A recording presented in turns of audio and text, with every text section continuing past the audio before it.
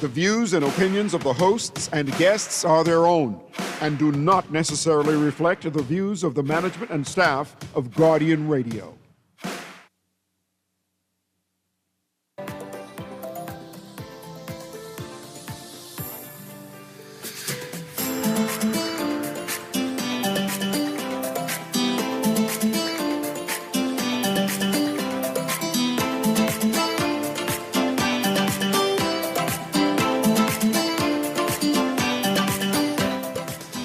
Good morning and welcome to Guardian Radio AM. Today is Tuesday, April 14th.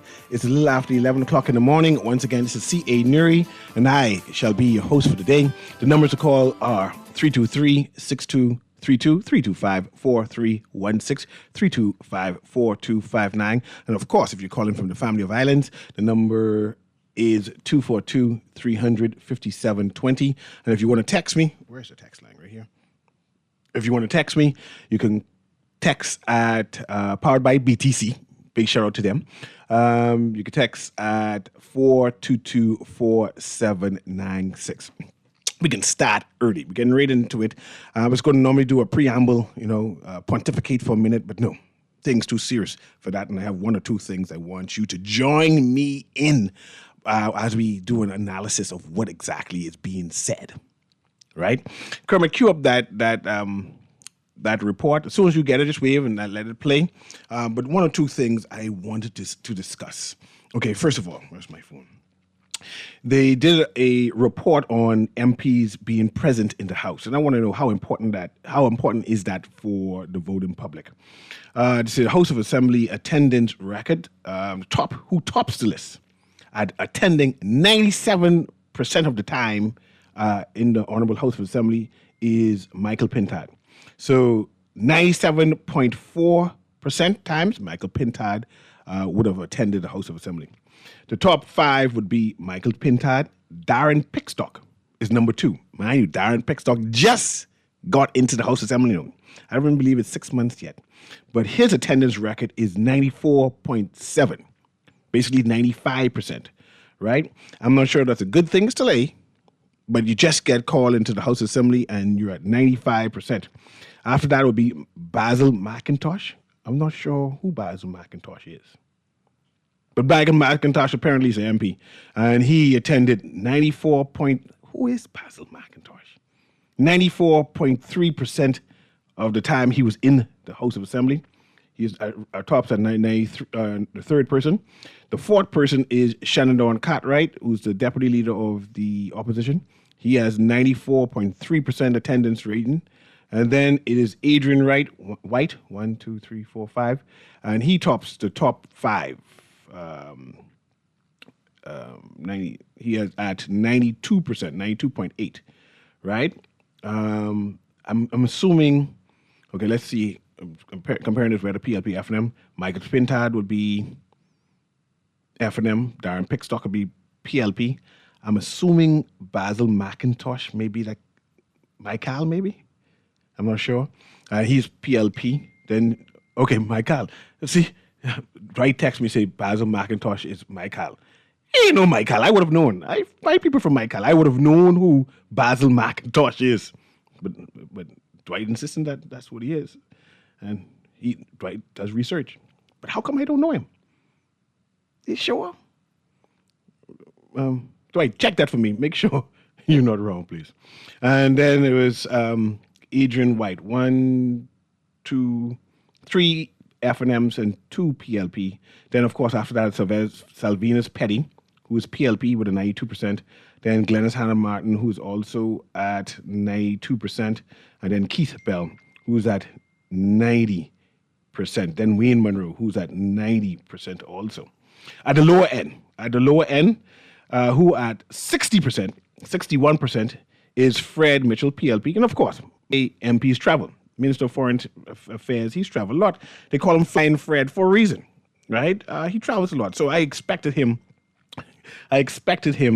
to be at the tail end of attendance in the House of Assembly because he represents the Bahamas. But what I did not anticipate is John Pinder at 71%. Like, what has John Pinder been doing? And John Pinder is a PLP representative for Abaco, South Abaco, but he represented the people in the House at the lower end, first to the last, at 71%. Then Michael Barnaby, he's second to the last at 73%. I'm not sure why Michael Barnaby is not in the House of Assembly, why he is missing, right? But that's something to consider while you go into the polls, like why Michael Barnaby is only attending the House of Assembly 73% of the time. Like, what is he busy doing? Then the third to the last is Jobette Colby Davis. She's at 75%. I know she travels every so often too, but still, that's 75%. No, 75%? Yeah, 75%. Next to the last top to the bottom list of those who do not attend the House of Assembly meetings, who are always absent, it seems, or absent more times than it should be expected at the end. Leslie Miller Bryce at 75%. I know she's the ambassador to the CARICOM, but I don't know if they travel that often to only be in attendance 75% of the time. Like what you busy doing?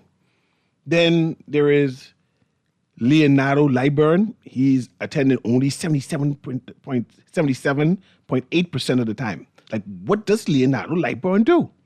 Why he missing? Then Iram Lewis. I don't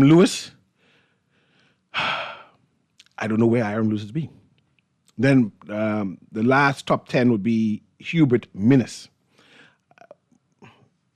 Anyone could call and say what Hubert Minnis busy doing, why he doesn't attend the House of Assembly? He ain't prime minister no more, right? Does he still have his practice that he have to be in attending some kind of medical emergency? Anyone could call and say, yes, man, he busy saving lives, right? Why is Minnis not attending the House of Assembly regularly? Why he missing so much? So that's last set of people being Dr. Hubert Minnis at 80%, Iram Lewis at 79%, Leonardo Lyburn at 78%, Leslie Miller Bryce at 77%, Jobette Colby at 75%, Michael Barnaby at 73%, John Pinder at 71%, and then Fred Mitchell at 60%. I just want to put that out there in terms of attendance record in the House of Assembly. I found it odd that some people are missing. See, I understand why Fred Mitchell missing. I'm not giving him an excuse because he's my member of parliament. We know he flies. We make joke of it all the time. So where Fred Mitchell is, where in the world is Fred Mitchell today? We know he's traveling. He's representing the Bahamas. So I'm not critiquing him for that. That's part of what he does, right? But the mother said, can't explain why they're missing. I wanted to bring that so we can have a conversation with that. I also want to hear the Prime Minister's response about the lottery. I am concerned because this seems to be a policy of the FNM. Let me repeat what I said. This is not just one Prime Minister saying this. This has been said by the Prime Minister Perry Christie, now the Prime Minister Philip Davis. This is a PLP leadership policy regarding a national lottery. So all those people who are asking for the national lottery and asking the Progressive Liberal Party for the national lottery, it is clear. It is not going to happen. And the Prime Minister states the reason why it's not going to happen under their watch. So we got to be sober and analyze and accept it. This is what the policy is of the Progressive Liberal Party. I'm not over-exaggerating, especially when our former Prime Minister, Perry Christie, said, with his one loose leaf thing, report saying it's not beneficial to the Bahamas. It costs more than what we will make, right? And so this now, one can assume this is a policy of the Progressive Liberal Party. And I'm going to let you hear it yourself. I don't want to put words in any of our leaders' mouth. I want you to come to the conclusion that sometimes you just don't ask for things no more because you understand what is the conclusion. And this is the conclusion. Kermit, play that thing for me now, and I'll have you I'll do an analysis of it. Go ahead, Kermit. Prime Minister Philip Davis has dismissed the Free National campaign promise of introducing a national lottery as desperate and questioned whether the proceeds would be used as a slush fund. Talk about a national lottery seems to me a gimmick. Trying to grab headlines, it just speaks of desperation, and it's really not thought out. And for him to use the Dominican Republic as the model for his national lottery, when the National Lottery of Dominican Republic was proven to be such a failure, with corruption and fraud and the like. During the FNM's manifesto launch on Sunday night, party leader Michael Pintard said a national lottery is overdue and stressed that the proceeds will not be absorbed by the consolidated fund. Davis asked whether the FNM is trying to turn the Treasury into a gaming house and questioned what impact it would have on the gaming industry. One has to question, why is he wanting to have a national lottery? Is it for the purpose of a slush fund for corruptors and fraudsters, as a model that he cling on to or embrace has proven to be? It seems to me just a gimmickry, not thought out. The amount of behemoths that is now in the gaming industry, how their lives will be impacted, how it will impact revenues for the country in regard to the fact that we collect a tremendous amount of taxes from the gaming industry. And I know, and it's rather odd that you want to turn the Treasury into a gaming house. Reporting for the Guardian News Network, I'm Vonik Toot. So we hear his own words.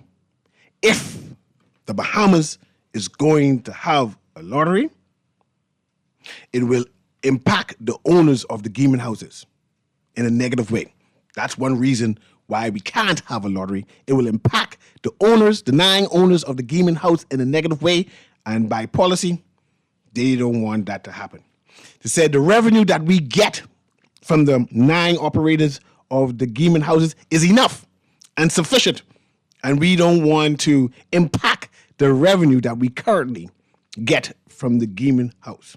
Says that if we get a lottery, fraudsters and corrupt officials will get active. See, the fraudsters and corrupt officials are Bahamians and government agencies and the checks and balances that you put in place. They are corrupt, and fraudsters will get access to this money. We don't want them to have access to the money, so we got to keep it private, where the private industries, the gaming houses owners, are not corruptors and fraudsters. But those who work for government could be corrupt and fraudsters. It's a fair tactic. I'm scared to have no monies by government officials have access to monies. Because we ready? You hearing it? I'm concerned. Now I see why the former Prime Minister, Minnis, went abroad and said, we have a corruption problem there. Our current Prime Minister hinting towards it again. I mean, in his own words, the man said we need to protect the Bahamas from the corruptors and the fraudsters. So if you bring this national lottery, we know what could happen. Right? I am concerned. He said, you don't want to change the Treasury into a gaming house, turn it into a gaming house. We don't want that money. That money is corruptible, right? We don't want no extra money to go into the Treasury. I'm concerned. So I'm wondering now if PLPs out there, and by extension, Bahamians out there, agree with the Prime Minister that Bahamians should not get access to this money. It should be in the hands of the 9 families only, for life. For life. That this money is bad money. Not all money is good money. The Prime Minister hinted. That is bad money to get access to a national lottery. And my question to you now is a lottery the same as gaming? That they can't coexist?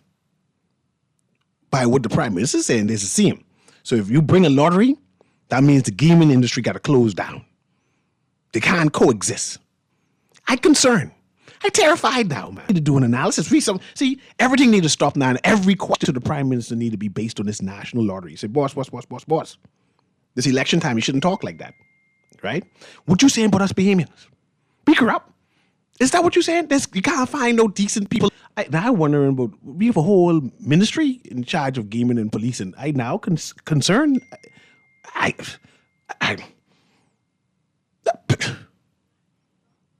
think the Prime Minister wasn't thinking. He needed the director of communication there to say, no, you're going too far. Stop it. You're talking over your head. And people can look bad at you for saying that, but it's too late now.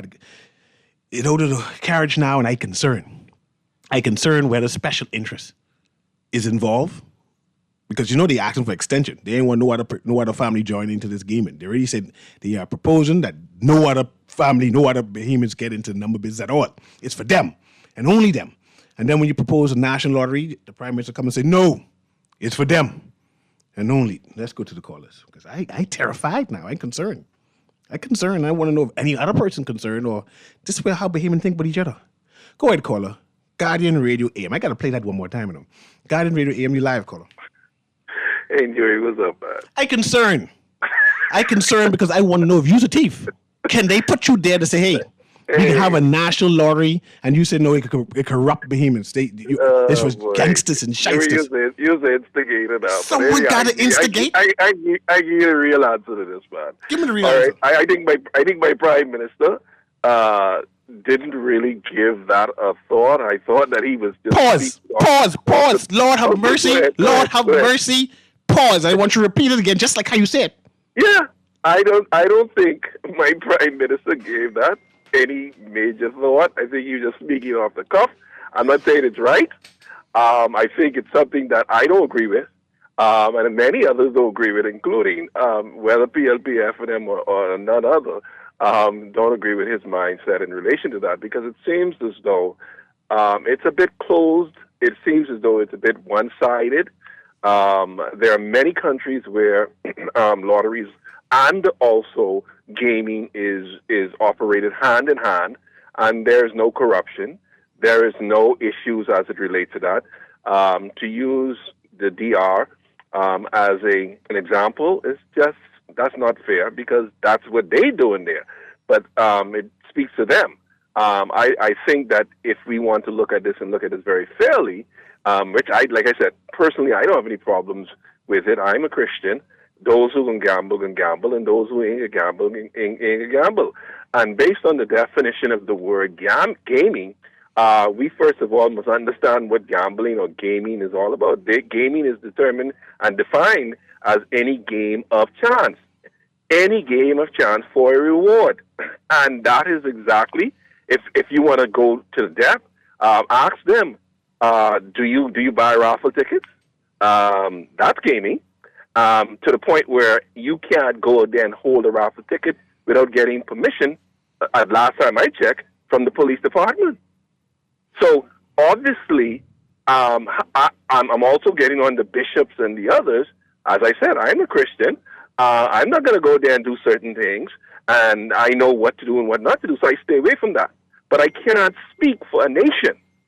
And this is one of the things that in the Bahamas, when it comes to the Christian Council and the acts, they truly believe they're speaking for everybody. I can pause you there again, and what they don't understand is that this is the clear free will. Caller, I can pause you there again, because I like engaging you, because you think things out.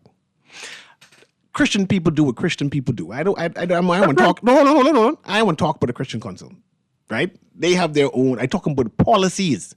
The Prime Minister is speaking on behalf of the Commonwealth of the Bahamas. Not the Christian people talking on behalf of the Christian people. This is now a policy of the Progressive Liberal Party, because two Prime Ministers have said this again and again. So I want to know, from now on, can we say that the PLP as a government or administration, as a thought, as saying that there'll never be a lottery under their watch? Never. I could tell you, if I'm looking from the inside out or the outside in, it would appear as though that is the mindset. See, that's what I'm concerned. I think the party should do a survey within the party to see how many of us actually agree or disagree with it. And I think that the should come back and explain his mindset to that, or either the press secretary, as we probably call it in the U.S., should come back and now state a position, because whether we take it easy or we take it light, people, especially around this kind of time, and like I said, I think it's something that should be dealt with. Get an opinion from the party persons within the party as well, not only the Bahamian population, and see where the temperature lies for that. Because it seems as though it's being protected, and the reasons being given are not solid, nor are they foundationally proven to be true. So I think it may be something that they need to really, really, really reconsider and come back with more details and more data to prove that position of whatever your position is. But there's no data that proves that. I appreciate you. The good gentleman, thank you very much, Cole. The good gentleman mentioned the press secretary or the office of the Prime Minister, Director of Communication. And I want to read this headline from the Tribune, because it's something different, because I'm not sure if the position still exists. It says, hold on, let me read it. So the headline, Tribune, says, PLP official addresses finance reform as party outlines election deadlines. Says Progressive Liberal Party Communications Director. Let me say that again. It's a title of somebody, by the way. The Progressive Liberal Party Communication Director, Latrey Ramming, said campaign finance reform should be a part of the Bahamas' national development agenda, but stop short of committing the party to specific action. Is Latrey Ramming the Director of Communication for the Prime Minister office, or is he currently the Progressive Liberal Party Communications Director? And is there a difference? Who's speaking? Right? I'm not sure with the dissolving of the House that his position became defunct and he's no longer the Director of Communication for the Prime Minister's office. That's me just being playful, by the way. Or is he speaking on behalf of the political party, the Progressive Liberal Party, or is there a difference, or is it the same, or does it matter? Right? Like, who will come and speak to me soon to explain I just don't know no more.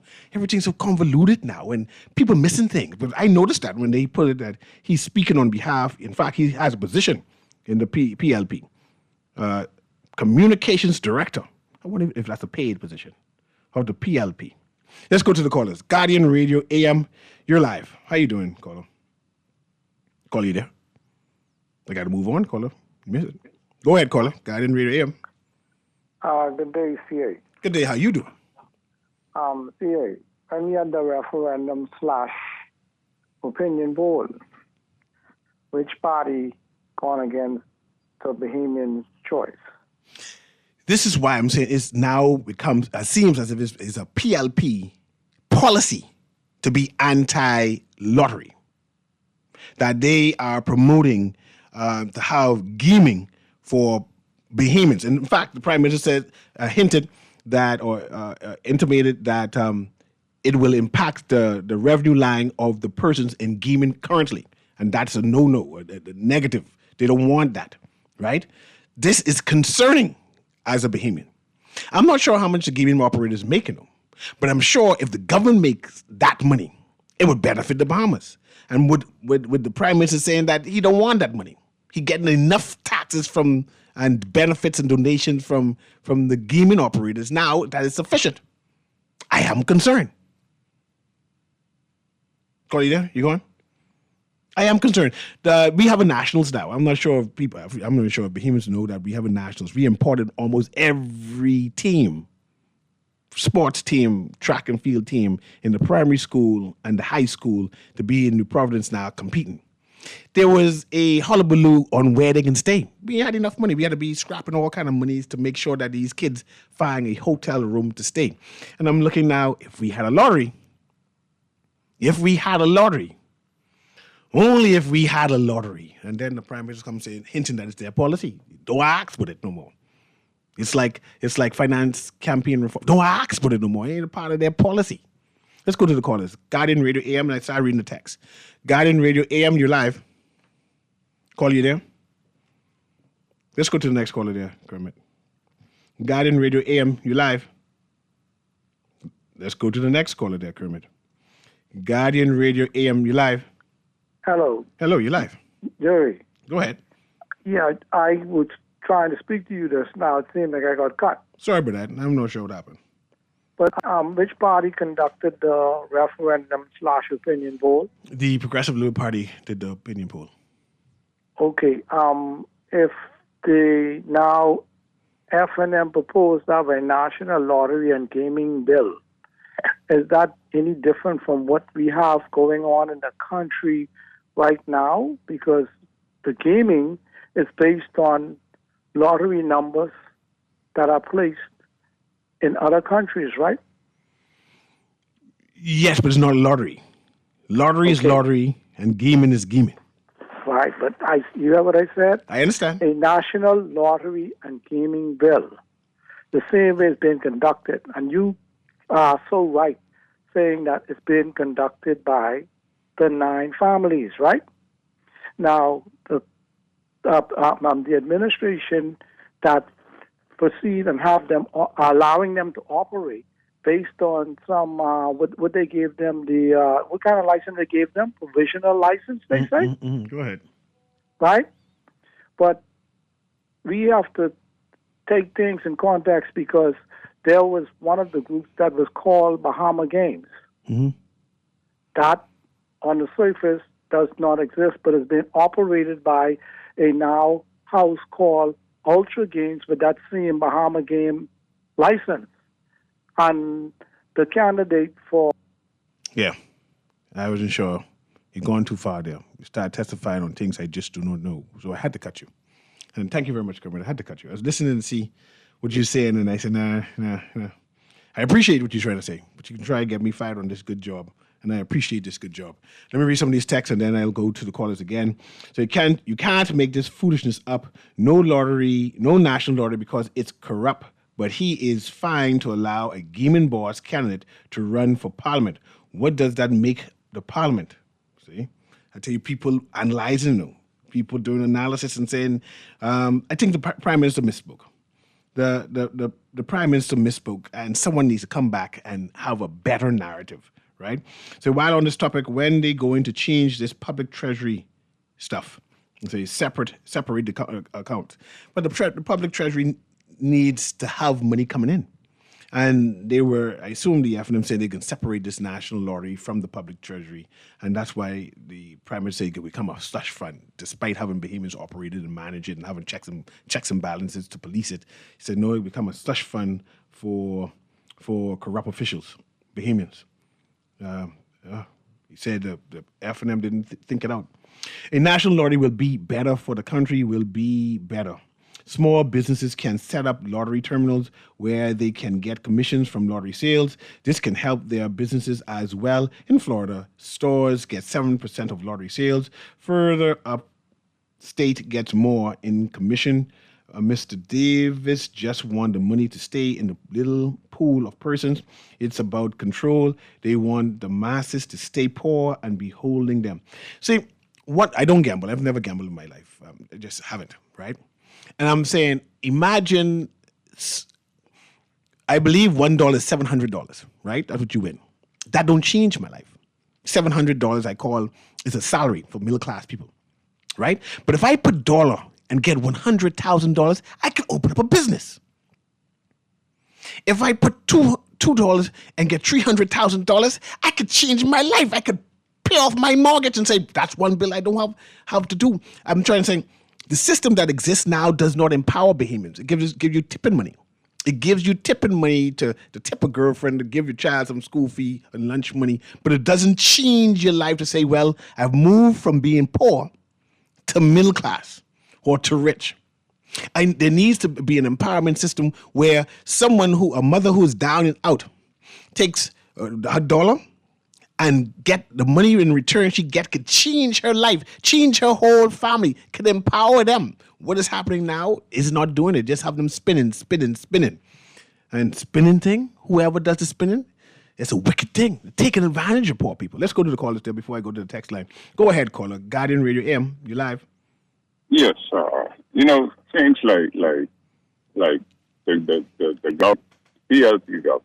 Right? They want to privatize everything. They don't want nothing, no industry in the Bahamas nationalized. See, like the hotels, they don't want a hotel nationalized. They don't want the utilities now. They seem to want to run a laissez-faire government.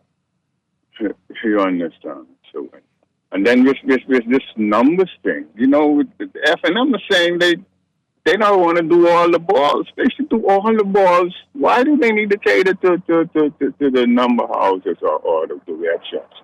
The web shops have the spinning. They have the casinos. Casinos is not lottery. Casinos are casinos. These people are making a load of money with the spinning, with the casino end of it.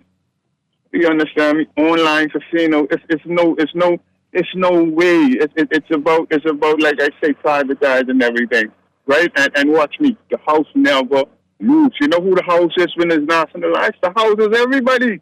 The poor people is the house. They would never lose. When they lose, they won't lose.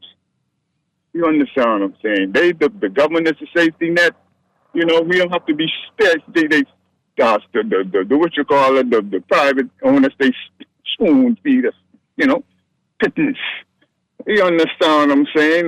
That's wrong. I appreciate what you call him. Thank you. I think the Prime Minister misspoke. It needs to be corrected. He needs to come back to the people and say he misspoke. Because what he's intimated, it intimated that Bahamians are corrupt. It intimated that the private families should make all the money. That the government, as a PLP administration, as a policy, is not interested in no type of lottery. That lottery and gaming, he suggested lottery and gaming is the same thing. None of that is the case. He also mentioned the Dominican Republic. And I said, let me do a search, right, on why Dominican Republic is used as fraud. So Dominican Republic National Lottery Corruption and Fraud explained in 2021 lottery fraud scandal. The biggest controversy erupted in May 2021 involving a rigged lottery drawing and shocked the nations, right? Say a televised lottery draw was manipulated so a specific number would win. An insider used a hidden signal covering the ball to ensure the chosen number was selected. The scheme allowed insiders and accomplices to profit illegality from bets placed beforehand, right? I wonder why that can't happen or is not happening with the private gaming. Or is it happening? And yes, we just don't know, right? That I assume that is the government now who polices these things. The same government where our prime minister hinting that they will be corruptible, right? I am concerned, right? The phone line's full. When you come back, we'll read the text. We can take this quick commercial break. I am concerned. I believe that PLP's good-minded Bahamians need to challenge the Prime Minister and say, speak again. Correct the statement. We need to move to the Bahamas lottery.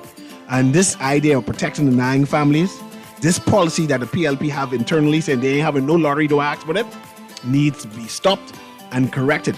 They need to give a timeline. And say we can have a lottery within 3 years and start working towards it. Or else, this can't work. I mean, the swimming people said no, the pool was cold for months, closed down, because the government didn't have the money. If we had a lottery, we would have had the money. Guardian Radio AM, the CA Newry. I kind of vexed, man. Vexed or acted. Anyway, we'll be right back.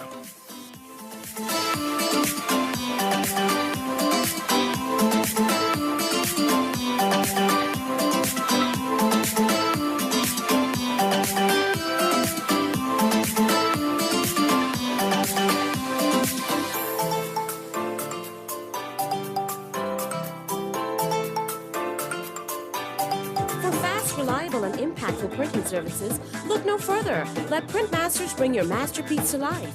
We stand by our quality products that is second to none. Our affordable pricing and friendly, efficient staff makes Printmasters the ultimate choice for all your printing needs. We can deliver any type of printing services, from banners to booklets to business cards. You name it, we can print it. Let Printmasters bring your masterpiece to life. Located in the Nassau Guardian Building, telephone 302-2361. Love the show? Want to give your support? Become a sponsor today. Call 302-2300 for our rates and packages. That's 302-2300. Become a sponsor on Guardian Radio 96.9 FM. Fresh news, smart talk, all day. Monday, April 13th, Grand Bahama. Join the PLP. Meet us in West End at 7:30 p.m. for a rally for progress. Hear from Prime Minister Philip Brain You Davis. better get out to vote. It's the big concert, Saturday, April 18th at the National Stadium. Just added Munchie Garland, Ding Dong, Faye Lyons, Skinny Fabulous, also Sweet Emily, Heyman Trey, Johnny Cake, Bloody, Sherwin Gardner, Wendy 242, El Polly, and the Pawn Band. Gates open at 6 p.m. And remember, it's free admission with your voter's card. Now, is it no voter's card, no entry? Make sure log on to getoutovote.mysuncash.com to validate your voter's card in order to secure your tickets and get out to vote. New roads and airports are connecting our islands. Energy reform is bringing electricity prices down, while young Bahamians are stepping up, gaining new skills for new opportunities. Respect for workers. Support for entrepreneurs. We're modernizing energy and infrastructure across our islands and preparing Bahamians to succeed in a new economy. Transformations this big take time. Let's choose progress. Paid for by the PLP. This is Guardian Radio 96.9 FM, streaming on GuardianTalkRadio.com and the Guardian Radio app, Nassau, Bahamas. Prime Minister Philip Davis has dismissed the Free National Movement's campaign promise of introducing a national lottery as desperate and questioned whether the proceeds would be used as a slush fund. Talk about a national lottery seems to be a gimmick. Trying to grab headlines, it just speaks of desperation, and it's really not thought out. And for him to use the Dominican Republic as the model for his national lottery, when the national lottery of Dominican Republic was proven to be such a failure, with corruption and fraud and the like. During the FNM's manifesto launch on Sunday night, party leader Michael Pintard said a national lottery is overdue and stressed that the proceeds will not be absorbed by the consolidated fund. Davis asked whether the FNM is trying to turn the Treasury into a gaming house and questioned what impact it would have on the gaming industry. One has to question, why is he wanting to have a national lottery? Is it for the purpose of a slush fund for corruptors and fraudsters, as the model that he cling on to or embrace has proven to be? It seems to me just a gimmickry, not thought out. The amount of Bahamians that is now in the gaming industry, how their lives will be impacted, how it will impact revenues for the country, in regard to the fact that we collect a tremendous amount of taxes from the gaming industry. And I know, and it's rather odd that you want to turn the Treasury into a gaming house. Reporting for the Guardian News Network, I'm Tony T. Hey, put the 6 down to me, boy. I got a 10 cent put on there. Yeah, boy. I tell you now. And welcome back to Guardian Radio AM. Of course, it's CA Newry. I just got an inbox for Basil McIntosh. And yes, he is a Bahamian politician from the Progressive Liberal Party. I just did not know. It says, in 2021 Bahamian general election, he was elected in Michael constituency. He is also the Minister of State for Environment. And in 2024, he said he intended to stand in the next Bahamian general election. And in 2025, he said that he won't seek re-election. Who knew? They even have a picture of him.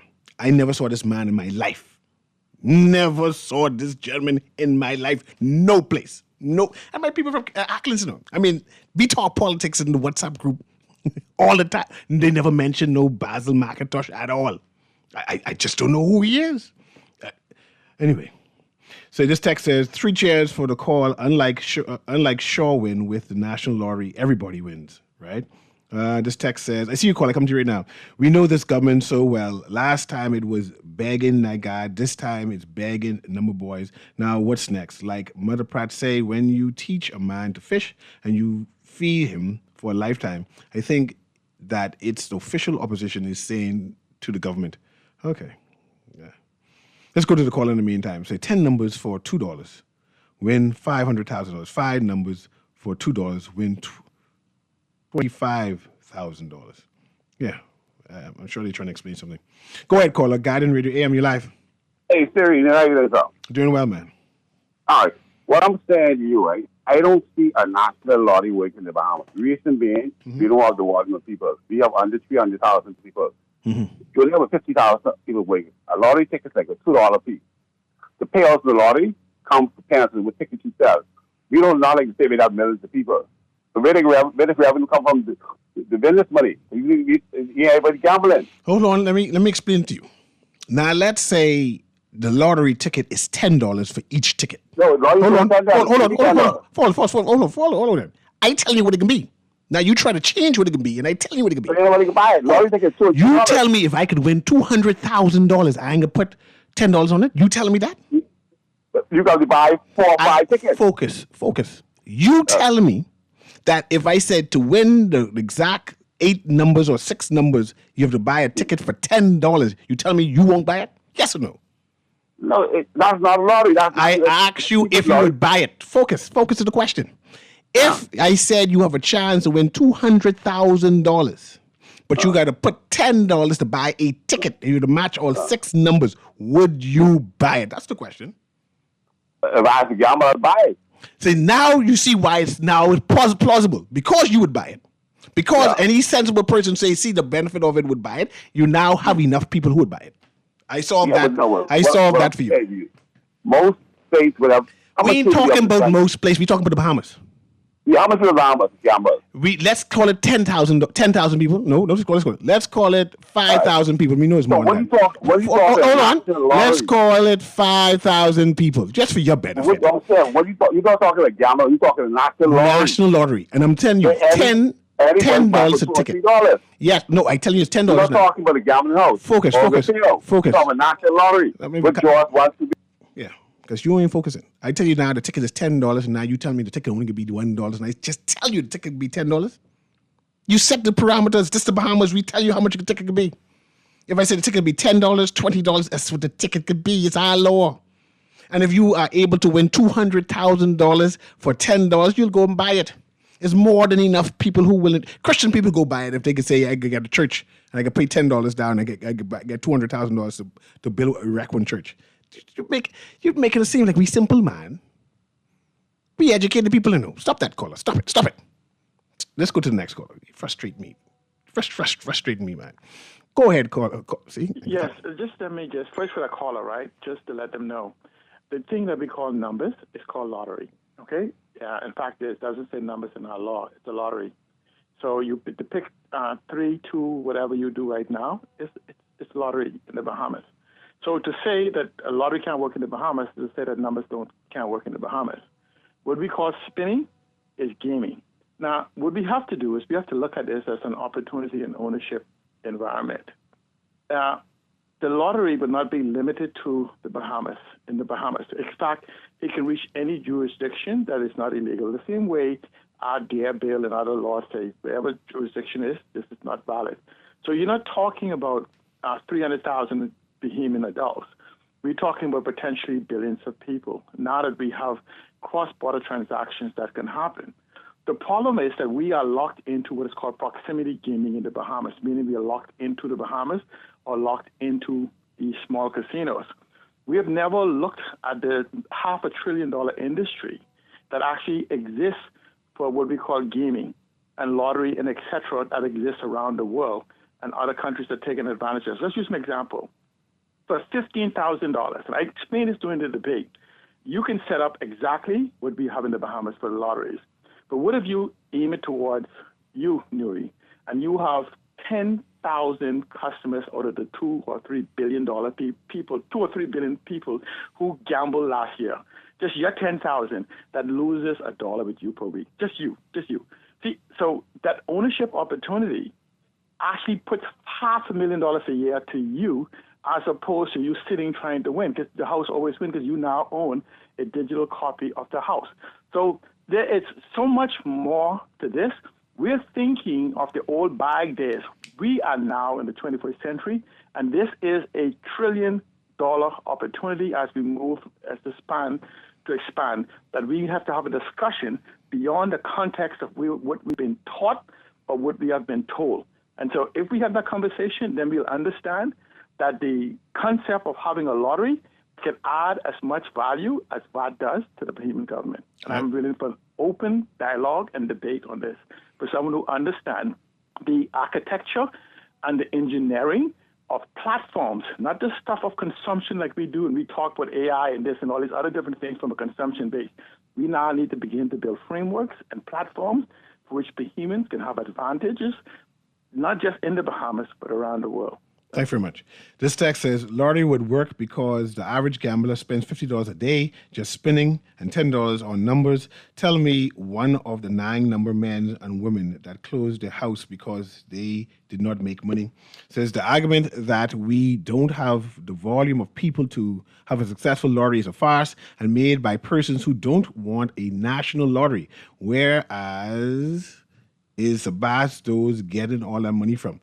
I know they're getting money to pave roads now and put up lamp pole and doing things what the government can't afford. Private citizens doing more what the government can't afford. Imagine if the government had that money for themselves. Let's go to the text line while I go through these texts. Go ahead, caller. Hi, good morning, Mr. Newry. Good morning. I totally disagree with the last caller. Both the gaming, the lottery, and also the gaming, they can coexist. Only thing it means is now that maybe half or more of the revenue that they get from gaming can be split or shared with the national lottery. Okay? We all know that, both Mr. David and Mr. Christie are very good friends of the few who are in the gaming industry. And is he saying that he prefer the few with his friends to gain rather than the entire country, which will gain from a national lottery? For example, I don't gamble on gaming. But each time I travel, I will likely spend the money buying the lotto. All right? So both of them can coexist. I appreciate you, Cole. So the national lottery will likely help the country, and that'll be beneficial for all rather than just a few. Thanks very much. I understood that from 2014, the country collected $186 billion. And what? I mean, somebody can correct me if I'm not right with that. Okay? So, did that go in a slush fund, or why is the country still in debt? Okay, I think the Prime Minister misspoke. And yes, and we do have enough persons here to afford the national lottery. Okay, thank you. Thank you. The Prime Minister misspoke. He needs to come back again. Says the caller who said the lottery will not work is ignorant. Why are the number boys asking for an extension? Do the math. See, I think the response by Mr. Davis was supposed to be a counterpunch to the national lottery idea pitched by Mr. Pintard, that when I landed had no punch power because his point lacked merit. I see the opposition predicament in the F&M 5,000 houses and 5 years proposal. It is utter nonsense. It requires 2.75 houses to be completed daily. Okay, let's go to the callers. Let's get all the callers in. Go ahead, caller. Guiding Radio AM. Okay, go ahead, caller. You live. Hey, CA, just wanted to make a quick point again. First of all, the number houses in the Bahamas make millions of dollars daily. I didn't say weekly. Daily. And for someone to call and say, we don't have enough people and we don't this and that, and to run on with that nonsense, something has to be crazy about you. You frustrated me. First of all, for you to even think that these guys with the multi-million dollars that they have in the economy as far as investments and this and that they're making pocket change, you got to be joking. And first of all, the other thing is in relation to the lottery. Bahamian people right now send money out of the country on a weekly and daily basis to the Florida lottery. So for us to think that we're living in some kind of cave, and for people to not know that this, whether we decide we want to have a lottery or not, the people are still spending, those who are spending the money are going to spend the money no matter what. And the bad part about it, I don't think they even understand that a lottery does not only have to apply to the locals. Places like Trinidad and other places like that in other countries where you can actually buy into the lottery, a national citizen. So we're thinking so myopic that we don't even understand that this could be something that could be global. And I am pro-government, but I think, they're wrong on this one. My prime minister needs to address this in a way that comes across as, I may not agree with it, or it may not be the policy at this time for the party, but I think it's something that, we got to be aware of that exists now, and it's going on now, whether we want to call it whatever we want to call it. Thanks very much. Let me run through these texts, and we're going to close right now because it's 12 o'clock. It is. I find it incredible to hear people make an insane argument against National Lottery. I suspect the number boys paying trolls to create a chaos in the debate. Bahamians are losing money in lottery, and the money is going into the pockets of a few multimillionaires. What's wrong in some of the money going back to benefit the gamblers and the general public? Please identify these corrupt Bahamian government officials and workers before I pay my business license, property tax, and custom duties and VAT. Will tourists be able to buy your $10 lottery ticket? Of course, if they're interested in winning $200,000, yeah. If the contractor can build one house per month, why can't 300 contractors build 3,000 homes per year? The problem is not building, it's getting Bahamians qualified to buy those homes. Having a national lottery would put the Bahamas under international scrutiny, see? Which would disqualify 100% of the current gaming houses owners would be ineligible to hold license. See, whoever that texter, it's crazy. See, the PM said the FNM want to turn the national lottery in a high stake for the Treasury. The Treasury wouldn't have nothing to do with the national lottery. Okay, let's see that. Good morning. Hypothetically speaking, if one number boss can generate enough revenue to donate $10 million to a political campaign in this small population, you telling me the national lottery can't work? Everybody knows the national lottery can work. Everybody. The very idea that the Prime Minister uttered what he uttered, it's concerning. We need to challenge him. Say, good Prime Minister, I know you mean well, but that don't make no sense. That don't make no sense. We want a national lottery, and we want a national lottery forthwith, sooner than later. By tomorrow. In fact, it needs to change your platform, your plan, and put a national lottery in it. Put it in it. Because what's happening now, it ain't working for us. We ain't happy. And if the number boys who inside the party now want to promote that only them have it for the next couple of years, now we don't want to vote for them either. We don't want to vote for them. Change it. Change it, Mr. Prime Minister. Change it. It's now a national issue. You should be quiet. Just pass around and say no comment. Next time, just say no comment. I ain't commenting on that. Because now, I vex. This has been Guardian Radio AM with C.A. Newry. We need a lottery. We need a lottery tomorrow. Goodbye. I play 7 forward. Each time he was coming back around, he just keep turning the paper around, tell the boss that's a 9. I write the 6 on the line, Boy, I come back and line.